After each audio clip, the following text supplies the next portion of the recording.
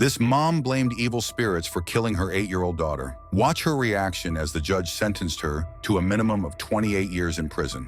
I've had the opportunity to see the most horrific photos of an 8-year-old girl I have ever seen in my entire life. It was horrific, she was unrecognizable, and it is unimaginable what Lyla went through.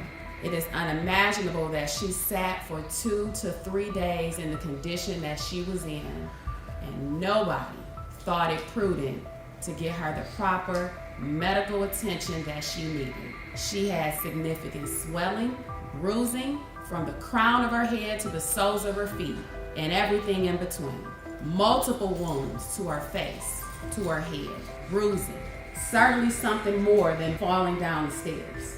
She was brutally attacked by the individual that was supposed to love her, to nurture her, to care for her, to protect her, and to guard her against any and everything. But instead, the way in which she chose to guard her, protect her, is to go to Rite Aid and get diapers for an 8-year-old because she couldn't afford to get out of bed to use the restroom. Court even read that she was going to take her to the hospital, because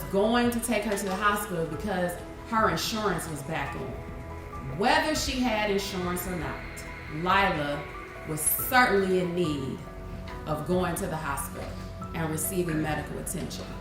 Whether Ms. Duperon had to pay for the rest of her life for that medical bill because there was no insurance, certainly Lyla needed to go to the hospital. When Ms. Duperon knew that she couldn't even lift her, she should have known that she needed to go to the hospital. Lyla couldn't even do anything other than to sit up in bed, couldn't get out of the bed, but somehow Ms. Duperon thought that she seemed to be getting better. So instead, as I said, she purchased diapers, baby wipes, and a thermopack wrap, when what she really needed was the intensive care unit. That's what she needed. She was failed by the live-in boyfriend, who didn't seek to get her medical treatment, who indicated that if it was his blood child, he would have called the cops. But since it wasn't, not my problem, what he should have done is to pick up the phone and call 911. But he checked on her and went to work.